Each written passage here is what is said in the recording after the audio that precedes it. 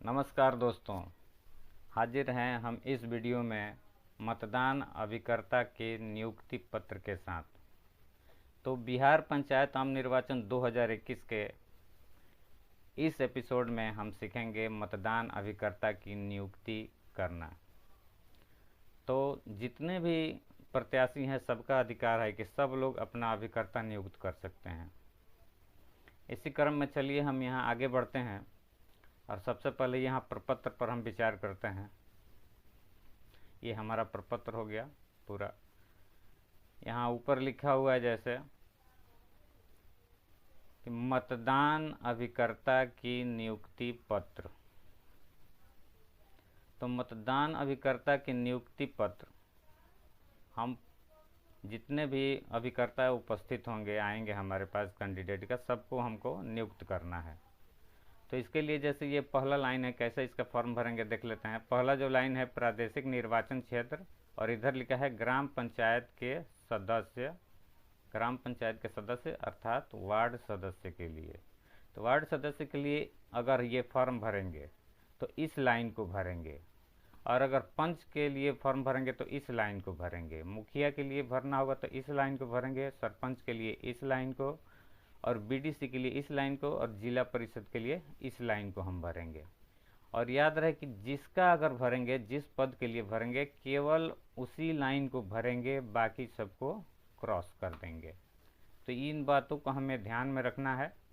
तो आइए आगे बढ़ते हैं हम लोग।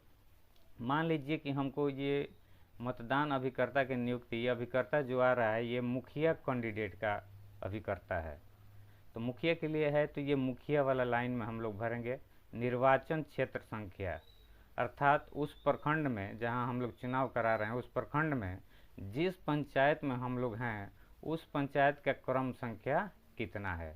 तो उसका पंचायत का क्रम संख्या जैसे हमने 10 डाल दिया है, और इस पंचायत का नाम क्या है तो हमने पंचायत का नाम लूसी लिख दिया है।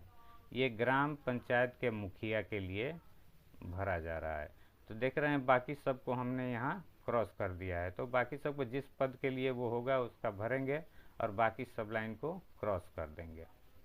फिर यहाँ नीचे आते हैं हम, और यहाँ दिया है अभ्यर्थी का नाम और इसके नीचे निर्वाचन अभिकर्ता का नाम। तो दोस्तों या तो अभ्यर्थी हो जो चुनाव लड़ रहा हो, या फिर उसका निर्वाचन अभिकर्ता। निर्वाचन अभिकर्ता का को हम लोग ऐसे समझ सकते हैं जैसे मान लीजिए कि वो अभ्यर्थी का पीए है।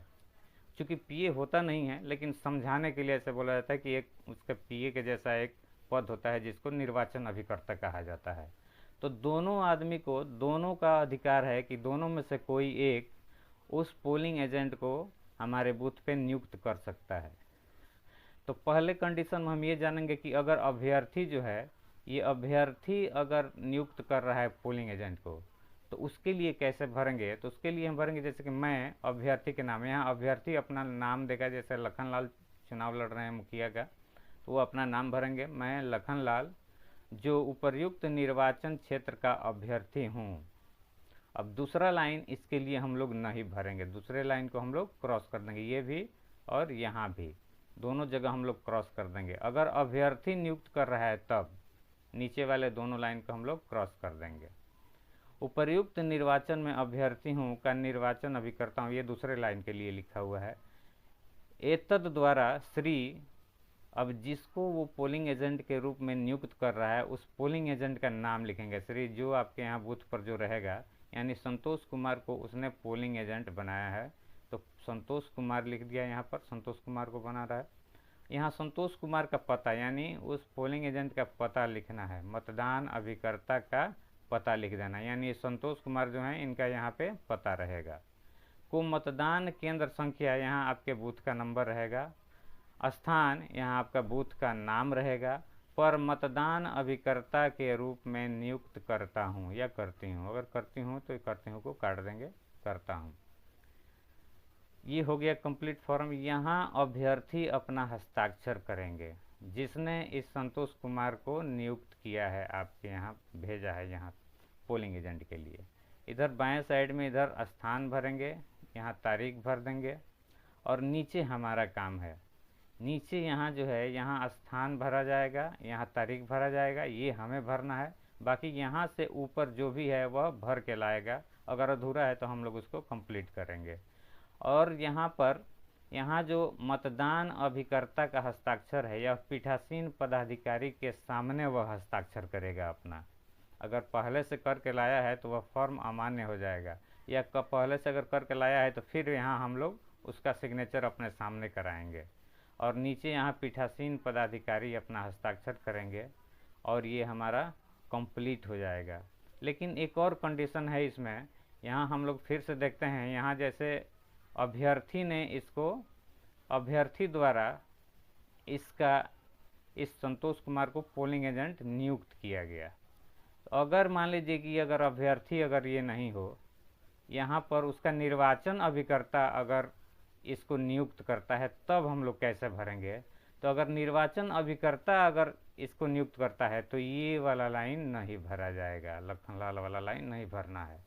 यहाँ पर निर्वाचन अभिकर्ता अपना नाम लिखेगा, यहाँ निर्वाचन अभिकर्ता का नाम होगा, और यहाँ जिस कैंडिडेट का वह निर्वाचन अभिकर्ता होगा, यानी जो मुखिया का प्रत्याशी होगा, उसका नाम होगा। जैसे लखनलाल का ये है तो यहाँ लखनलाल होगा।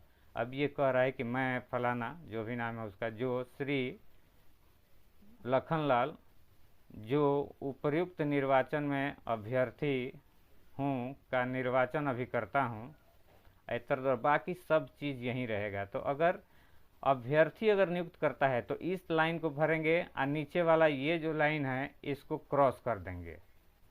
और यदि मान लीजिए कि निर्वाचन अभिकर्ता अगर इस फॉर्म को अगर भर रहा है, निर्वाचन अभिकर्ता उसको नियुक्त कर रहा है, तो इस लाइन को भरेंगे और इस लाइन को क्रॉस कर देंगे। तो ये हमें ध्यान में रखना है, और इस प्रकार हमारा कंप्लीट होता है मतदान अभिकर्ता का नियुक्ति पत्र।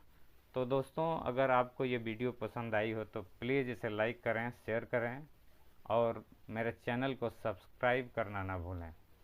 धन्यवाद।